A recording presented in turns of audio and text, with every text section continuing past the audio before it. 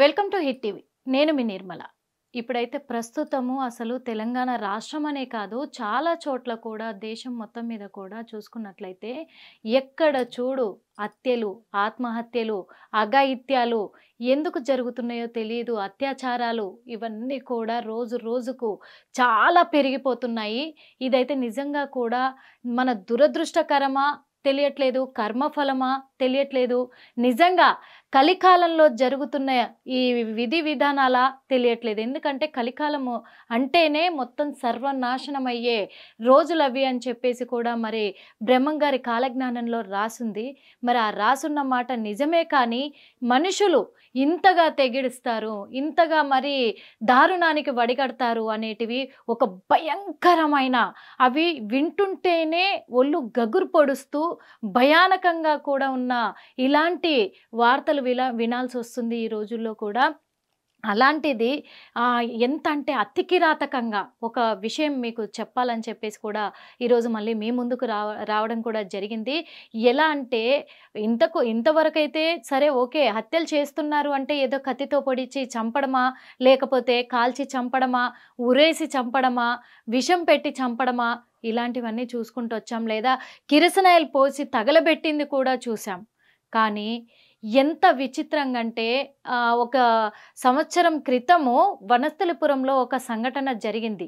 ప్రియుడు ప్రియురాలు కలిసి మాజీ ప్రియుడిని చంపి ముక్కలు చేసి మూట కట్టి ఒక చెరువు దగ్గర పడేసి రావడం కూడా చూసాం మనం. ఆ వార్తలు కూడా విన్నాము, చూసాము, చేశాము. ఓకే, వాళ్ళంటే ఏదో టీనేజ్లో ఉన్న పోరగాళ్ళు ప్రేమలో ఉన్నారు, వాళ్ళు ఇలాంటి చేష్టలు చేశారు, ఏం చేయాలో తెలియని పరిస్థితుల్లో మంచేది చెడేది గమనించుకోలేక వాళ్ళు ఇలాంటి పనులకైతే వడిగట్టారని కూడా అప్పుడు అనుకున్న పరిస్థితులు ఏర్పడ్డాయి. ప్రేమ గుడ్డిది అంటారు, ప్రేమ చాలా భయంకరమైంది అంటారు. ఆ ప్రేమ అంటే అది ప్రేమ అని చెప్పొద్దు, వ్యామోహం అనే చెప్పాలి. ఎందుకంటే నిజమైన ప్రేమ అలా చెయ్యదు. నిజమైన ప్రేమలో ఉన్న వాళ్ళు అంత అఘాయిత్యాలకు పాల్పడరు, ప్రాణాలను తీసి అంత దాకా ఎల్లరు కూడా.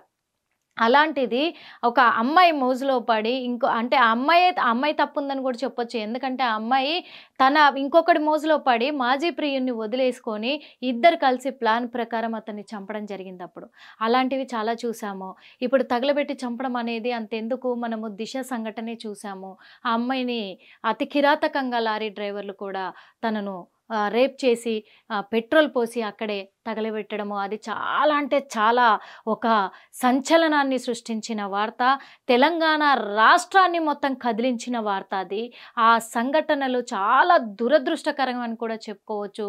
అటు నిందితుల కుటుంబీకులు కావచ్చు, ఇటు మరి అప్పుడు చనిపోయిన దిశ కుటుంబం కావచ్చు, అందరూ కూడా చాలా అంటే చాలా సఫర్ అయిన రోజులు అవి. అలాగే వాళ్ళని ఎన్కౌంటర్ చేయడం కూడా జరిగింది. కానీ ఇప్పుడు కొత్తగా ఒక భయంకరమైనటువంటిగా, అంటే వినాలన్న ఒక ఇదిగా ఉండే ఒక వార్త మన ముందుకు వచ్చింది. అది లేటుగా బయటకు వచ్చింది. ఏంటి అంటే, భర్త పెళ్లి చేసుకొని కొన్ని సంవత్సరాలుగా, అంటే ఇద్దరు పిల్లలు, ఒక పాప ఒక బాబు. పాప దాదాపుగా ఇప్పుడు తను ఒక 9 ఇయర్స్ వరకు ఉంటుంది, బాబు 7 ఇయర్స్ ఉంటాడు. అంత పెద్ద పిల్లలు అయిన తర్వాత కూడా తన భార్యని చంపడము, అది కూడా అతి కిరాతకంగా. ఎలా చంపాడో కూడా మీకు ఎక్స్ప్లెయిన్ చేస్తాను. ఎందుకంటే నేను విన్న ఆ క్షణము అసలు నాకు మైండ్ ఒక 10 సెకండ్లు 20 సెకండ్లు పనిచేయలేదు నిజంగా. అంటే ఇలా కూడా చేస్తారా, ఇలా కూడా చంపుతారా అని ఒక భయంకరమైన దడ వచ్చేసే విధంగా ఉంది ఆ హత్య అనేది. ఎలా అంటే తను మళ్ళీ ఎవరో కాదు, తను ఎక్స్ ఆర్మీగా పనిచేసి వచ్చి తను ఇప్పుడు చూస్తున్నట్లయితే డిఆర్డిఓలో తను వర్క్ చేస్తున్నాడు. ఆ డిఆర్డిఓలో వర్క్ చేస్తున్న అతను కేవలం భార్య మీద అనుమానంతో ఇప్పుడు ఈ నెల 13వ తారీఖున మిస్సింగ్ కేసు పోలీస్ స్టేషన్లో ఫిర్యాదు చేయడం కూడా జరిగింది. ఎవరు అంటే కూడా అమ్మాయి తరఫున పేరెంట్స్ కూడా మరి ఫిర్యాదు చేయడం జరిగింది. ఇది ఎక్కడో కాదు, జిల్లెలగూడ, హైదరాబాద్లోని జిల్లెలగూడలో మరి మీర్పేట్ పోలీస్ స్టేషన్ పరిధిలో ఇది చోటు చేసుకున్నట్లుగా లేటుగా మనకు వెలుగులోకి వచ్చింది.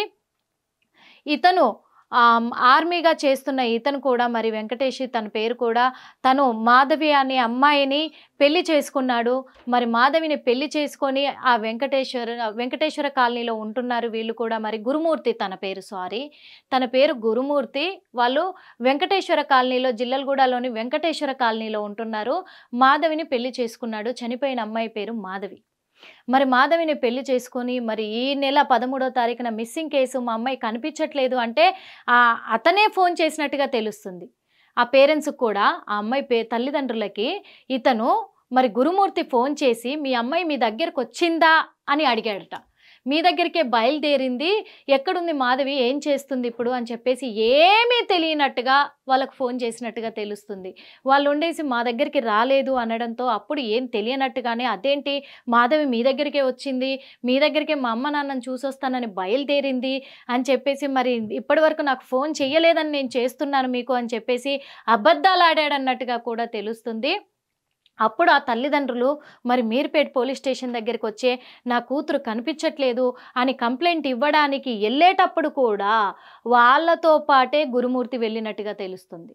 వాళ్ళతో పాటే పోలీస్ స్టేషన్కి వెళ్ళి నా భార్య కనిపించట్లేదు అని చెప్పేసి ఎంత అమాయకుని లెక్క అక్కడ అత్తమామలు ఇచ్చే కంప్లైంట్కి తను కూడా మద్దతు పలుకుతూ అక్కడ ఉన్నట్లుగా తెలుస్తుంది.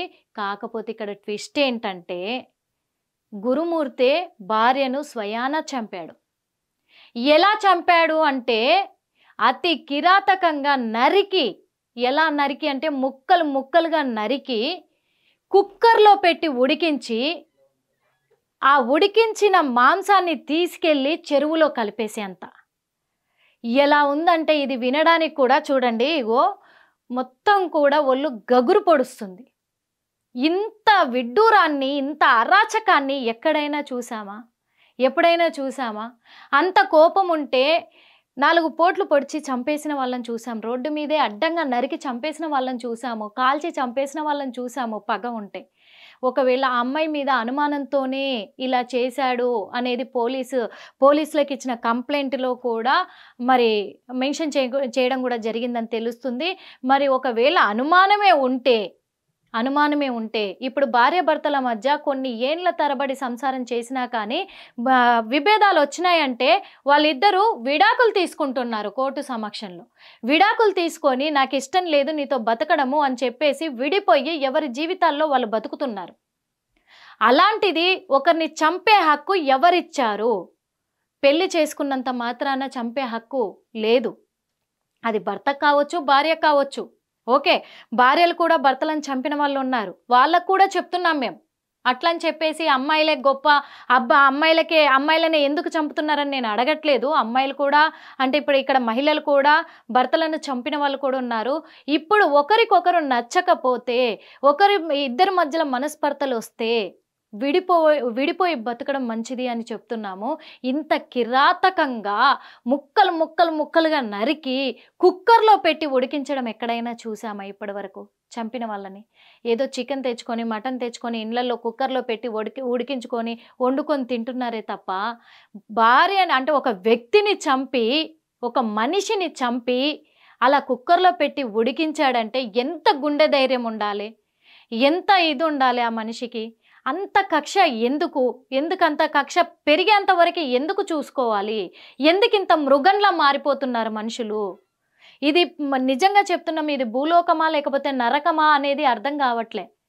ఇది నిజంగా నరకలోకమా భూలోకమా? నరకంలో కూడా ఇలాంటి శిక్షలు ఉండేయేమో, నరకంలో కూడా ఇలాంటి అఘాయిత్యాలు చేయరేమో, నరకంలో కూడా ఇంత అమానుషంగా ఇంత దారుణంగా ప్రవర్తించరేమో. కానీ భూలోకంలోనే అన్ని రకాలుగా బయటపడుతున్నాయి. ఒక అమ్మాయిని నిజంగా రేప్ చేసి చంపాలి అని అంటే కూడా కిరాతకంగా రేప్ చేసి చంపుతున్నారు. లేదా ఒక మనిషిని పగతో కక్షలు పెంచుకొని, వ్యక్తిగత కక్షలు పెంచుకొని చంపాలి అంటే కిరాతకంగా నరికి చంపుతున్నారు. ఇప్పుడు ఆఖరికి భార్య భర్తల మధ్య కూడా ఆ అన్యోన్యత లేకుండా పోయి అది కాస్త అనుమానాలకు దారితీసి ఇంత కిరాతకంగా అంత ముక్కలుగా నరికి చంపడం అనే దాని వెనుక ఏంటి మర్మం అనేది పోలీసులు అయితే బయట పెట్టట్లేదని కూడా తెలుస్తుంది. అంటే తను ఇప్పుడు డిఆర్డిఓలో మరి వర్క్ చేస్తున్నందుక, లేకపోతే ఎక్స్ ఆర్మీ కావడం వల్లనా, వీళ్ళు కూడా ఇలా చేశారంటే ఒక దేశాన్ని రక్షించాల్సిన వాళ్ళే, సైనికులే, ఇలా ఇంట్లోనే శిక్షను అమలు చేస్తూ ఉంటే ఇంకా రాష్ట్రాన్ని దేశాన్నేమో బాగుపరుస్తారంటారు, రక్షిస్తారంటారు, ఒకరికి మేలు ఎలా చేస్తారంటారు. తనేదైనా తప్పు చేసి ఉంటే బయట పెట్టేసి నువ్వు వద్దు నాకని పంపించేస్తే తన దారిన తను బతికేస్తుంది కదా. పోనీ తన వల్ల ఇప్పుడు ఆ అమ్మాయి ఫోటోలు కూడా మీకు చూపిస్తా చూడండి, వాళ్ళదే చూపిస్తాను మీకు. ఇదో ఆ అమ్మాయి, తనే మాధవి. తను మాధవి, పిల్లలు చూడండి, పాప బాబు ఇద్దరు. తను మాధవి, ఇతను గురుమూర్తి. ఇద్దరు పిల్లలు ఎంత చక్కగా ఉన్నారో చూడండి మీరే, ఎంత చక్కగా ఉన్నారు. ఈ పిల్లల్ని పెట్టుకొని ఇద్దరు పిల్లలు, భార్య, భర్త, చిన్న కుటుంబం. ఈ చిన్న కుటుంబము ఎంతో సంతోషంగా గడపాల్సిన ఈ కుటుంబము ఈ రోజున పిల్లలకు తల్లిని దూరం చేశాడు. తండ్రి జైల్లో ఉండి అట్లా తండ్రి కూడా పిల్లలకు కాకుండా పోయాడు. ఆ పిల్లలు ఈ రోజున అనాథల్లాగా మిగిలాల్సి వచ్చిన పరిస్థితి కూడా వచ్చింది. ఎందుకంటే ఇప్పుడు అనాథలే. అమ్మమ్మ తాతయ్యలు ఎన్ని రోజులు చూసుకోరు. ఇప్పుడు కన్న తల్లిని దూరం చేసి కన్న తండ్రివి ఇప్పుడు జైలు పాలయ్యావు నువ్వు. ఇప్పుడు జైలు పాలైతే ఇప్పుడు ఈ పిల్లల్ని ఎవరు చూడాలి? ఆ పిల్లలకి ఎవరు ఆలన పాలన చూసుకోవాలి? ఓకే, తల్లి తప్పు చేసుంటే ఆ తల్లిని శిక్షించడానికి కోర్టులున్నాయి, స్టేషన్లు ఉన్నాయి. నువ్వు స్టేషన్లో కంప్లైంట్ ఇచ్చి కోర్టుకు పిలిపించుకొని అక్కడ న్యాయమూర్తి సమక్షంలోనే తనని వద్దనుకొని విడాకులు ఇచ్చినుంటే తన బతికేదో తను బతికేది కదా. కనీసం పిల్లలకు తల్లినైనా మిగిల్చిన వాడివి అయ్యేవాడివి కదా. మరి ఆలోచన ఎందుకు రాలేదో అంత పెద్ద ఆర్మీకి నాకు అర్థం కాలేదు. ఎందుకు చెప్తున్నానంటే ఇదంతా కూడా నేటి సమాజంలో జరుగుతున్న ఇలాంటి అఘాయిత్యాలన్నింటినీ కూడా మరి కొంచెమైనా మన సనాతన ధర్మాన్ని గుర్తుపెట్టుకొని, మన సాంప్రదాయాలను గుర్తుపెట్టుకొని, మనుషుల విలువల్ని మనుగడల్ని మర్చిపోకుండా ఉండి ఎక్కడైనా సరే తగాదాలు వచ్చినాయి అని అంటే ఎంతో కొంత కూర్చొని అవి మాట్లాడుకొని సామరస్యం చేసుకొని కలిసి బతికితే అందరికీ కూడా చాలా సంతోషంగా ఉంటుంది. ఒకరికి నేర్పాల్సిన స్థితిలో ఉండి మీరే నేర్చుకునే స్థితి దాటిపోయి ఇంత కిరాతకంగా మీరు చేస్తూ ఉంటే మిమ్మల్ని చూసి ఇంకా చాలామంది కూడా ఇలాగే తయారవుతారు. అందుకు ఈ వ్యక్తికి ఖచ్చితంగా శిక్ష పడాలి. ఈ శిక్ష కూడా అందరికీ గుర్తుండిపోయేలాగా మళ్ళీ ఎవరైనా ఇలాంటి అఘాయిత్యానికి పాల్పడకుండా ఉండాలి అంటే అంత ఘోరమైన శిక్షను అమలు చేయాలి అందరి సమక్షంలో అని కూడా మా హిట్ టీవీ ద్వారా కోరుకుంటున్నాం. ఎందుకంటే ఒకరిని చూసి ఒకరు, ఒకరిని చూసి ఒకరు, ఒకరిని చూసి ఒకరు ఇలా తయారవుతున్నారు.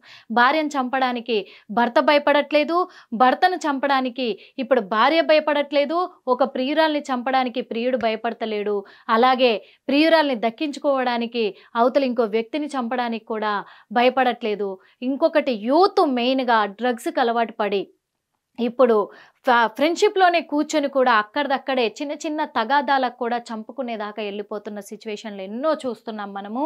అదేవిధంగా అంత ఘోరాతి ఘోరమైన పరిస్థితికి ఇప్పుడు దారి తీస్తున్నాయి ఈ పరిస్థితులు అని చెప్పొచ్చు. ఎందుకంటే దీని అంతటికీ కూడా కారణము ఒక మొబైల్ ఫోన్. కొత్త కొత్త యాప్లు డౌన్లోడ్ చేసుకుంటూ ఆ వీటిలలో చూసుకుంటూ ఏంటి ఇది, ఇదంతా బతకడానికి మంచి నేర్చుకోమని టెక్నాలజీని కనిపెట్టారే తప్ప చెడు నేర్చుకోమని కాదు. కానీ మంచి కంటే చెడే ఎక్కువ నేర్చుకుంటున్నారు ఇప్పుడు అప్డేట్ అవుతున్న టెక్నాలజీని దృష్టిలో పెట్టుకొని ఇప్పుడున్న యూత్ కావచ్చు, అందరు కావచ్చు. అందుకే ఒక్కటే మనవి చేసుకుంటున్నాను, దయచేసి ఎందుకంటే ఇలాంటి పరిస్థితి ఎవరు తేవద్దు. మరి ఎందుకు పోలీసులు కప్పిపుచ్చుతున్నారనే విషయం కూడా బయటికి రానివ్వట్లేదు. అక్కడ సిఐ దగ్గరికి వెళ్తే సిఐ మాట్లాడట్లే, మీర్పేట్ పోలీస్ స్టేషన్లో ఎస్ఐ దగ్గరికి వెళ్తే ఎస్ఐ మాట్లాడట్లేదు, ఏం జరిగింది వివరాలు చెప్పట్లేదు, కుటుంబ సభ్యుల్ని కూడా మాట్లాడనియట్లేదు. అంటే దీని వెనకాల మొత్తం దాచిపెట్టి మూచిపెట్టి నడిపిస్తున్నారు. ఇంకొక అప్డేట్ విషయం ఏంటి అంటే భార్యను అంత కిరాతకంగా చంపింది కాక, పిల్లల్ని అనాథల్ని చేసింది కాక, మళ్ళా ఇంకెవరైనా ఇలాంటి పరిస్థితికే పాల్పడేలాగా ప్రవర్తించడం తప్పు అని తెలిసి కూడా ఇప్పుడు ఇంకా పోలీసుల్ని కూడా బెదిరిస్తున్నాడు అనేది కూడా తెలుస్తుంది. బయటకు వస్తున్న వార్తలు ఇవి. పోలీసుల్ని స్టేషన్లో ఉండి మీ అంతు చూస్తా, మీరు నన్ను ఏం చేయలేరు, ఏం చేసుకుంటారో చేసుకోండి, నేను మళ్ళీ బయటికి రాక ఉండను, ఎన్ని రోజులు నన్ను జైల్లో పెట్టారు, నేను ఖచ్చితంగా తొందరలోనే బయటకు వస్తాను, బయటకు వచ్చినాక ప్రతి ఒక్కడు పోలీసులు ఎవరైతే నా మీద చర్యలు చేపడుతున్నారో వాళ్ళ అంతు తేలుస్తా నేను అని చెప్పేసి అక్కడ ఛాలెంజ్ చేస్తున్నట్టుగా కూడా తెలుస్తుంది. అంటే ఇలాంటి మూర్ఖుల్ని ఎలా వదిలేస్తారండి? నాకు అర్థం కావట్లేదు. ఎలా వీళ్ళని ఇంకా ఆ జైల్లో పెట్టి ఆ మంచిగా అక్కడ స్టేషన్లో కూర్చోబెట్టి మేపుతున్నారు అని అడుగుతున్నాము. ఇలాంటి వాళ్ళకు శిక్షలు అమలు చేయాలి ఖచ్చితంగా. ఆ శిక్షలు అమలైతేనే ఇంకోసారి ఇలాంటి అఘాయిత్యాలకు పాల్పడాలనుకున్న ప్రతి ఒక్కరు కూడా భయపడే అవకాశాలు ఉంటాయి. కానీ ప్రభుత్వం కూడా దీని మీద చర్యలు తీసుకోవాలి, అతన్ని దృష్టిలో పెట్టుకోవాలి, కఠినమైన శిక్షను విధించాలి. పోలీసులు అతను మాజీ ఆర్మీ అని కానీ లేకపోతే ఇప్పుడు డిఆర్డిఏలో పనిచేస్తున్నాడని ఒక ఆఫీసర్ అని మర్చిపోవాలి. న్యాయం, ధర్మం, చట్టం అని చెప్తూ ఉంటారే, ఈ మూడింటిని వాళ్ళ దృష్టిలో పెట్టుకొని తనకు శిక్షను అమలు చేయాలి. ఏం జరిగిందనేది కూడా మరి బయట అందరికీ తెలియాలి అని చెప్పేసి మా హిట్ టీవీ ద్వారా కోరుకుంటున్నాము. కానీ ఇలాంటి తప్పులు మాత్రము ఎవరు చేయకండి దయచేసి. ఎందుకంటే ఒక కుటుంబము, చిన్న పిల్లలు అన్యాయం అయిపోతారు. ఈరోజు కుటుంబాలు ఛిద్రమైపోతాయి, బతుకులు కడతేరిపోతాయి, భవిష్యత్తులు నిలిచిపోతాయి. కాబట్టి అందరూ కూడా దయచేసి ఒక్క మంచి దృష్టితో ఆలోచించుకొని విభేదాలు వస్తే విడిపోండి, అంతేకాని లేదా సామరస్యం చేసుకొని కలిసి బ్రతకండి. కానీ ప్రాణాలతో చెలగాటలాడుకొని ప్రాణాలు మాత్రము తీయొద్దని మా హిట్ టీవీ ద్వారా కోరుకుంటున్నాము. ఈ విషయానికి సంబంధించి మరి మాధవి హత్యకు సంబంధించి, గురుమూర్తికి సంబంధించి ఇంకా విషయాలు బయటికి రావాల్సి చాలా ఉన్నాయి. కాబట్టి అవన్నీ కూడా తెలుసుకునే ప్రయత్నం చేసి అవన్నీ పూర్తిగా తెలుసుకొని మళ్ళీ మీ ముందుకు మళ్ళా ఏం జరిగిందనే అప్డేట్ తోటి మళ్ళీ వస్తాను. అప్పటి వరకు చూస్తూనే ఉండండి hit TV. Hit TV app, ఇందులో short news, live news, entertainment shows, movies, digital magazines తో పాటు మీ జిల్లా వార్తలను కూడా ఫ్రీగా చూడొచ్చు. అంతేకాదు కేజీ నుంచి పీజీ వరకు విద్యార్థులకు స్కాలర్షిప్ కూడా అందిస్తున్నాం. ప్రతి వారం 10 మందికి లక్కీ డ్రా ద్వారా ఒక్కొక్కరికి 10,000 రూపాయలు అందిస్తున్నాం. ఇంకెందుకు ఆలస్యం, వెంటనే హిట్ టీవీ యాప్ ని డౌన్లోడ్ చేసుకుని ఫ్రీగా ఎంటర్టైన్మెంట్ పొందండి. Hit TV app. Hit TV app. Please download hit TV app. Hit TV app ని ఫ్రీగా డౌన్లోడ్ చేసుకొని ఎంజాయ్ చేయండి. మీకు నచ్చిన ఎంటర్టైన్మెంట్ కోసం హిట్ టీవీ యాప్ ని ఫ్రీగా డౌన్లోడ్ చేసుకొని ఎంజాయ్ చేయండి. హిట్ టీవీ యాప్ ని డౌన్లోడ్ చేసుకుని ఆస్వాదించండి, ఆశీర్వదించండి. ఇంతమంది సెలబ్రిటీలు హిట్ టీవీ యాప్ ని డౌన్లోడ్ చేసుకోండి అని చెప్తున్నారంటే ఎంత మంచి యాప్ ఆలోచించండి. అమెరికా అమెరికా అమెరికా అమెరికాలో చదవాలనుకునే వాళ్ళకి విశ్వసనీయమైన పేరు మన శౌర్య కన్సల్టెన్సీ. UK లో 1 year masters, UK లో 1 year masters, 2 years work permit up to 5 years visa. Contact Saurya Consultancy. Contact 89851 89851.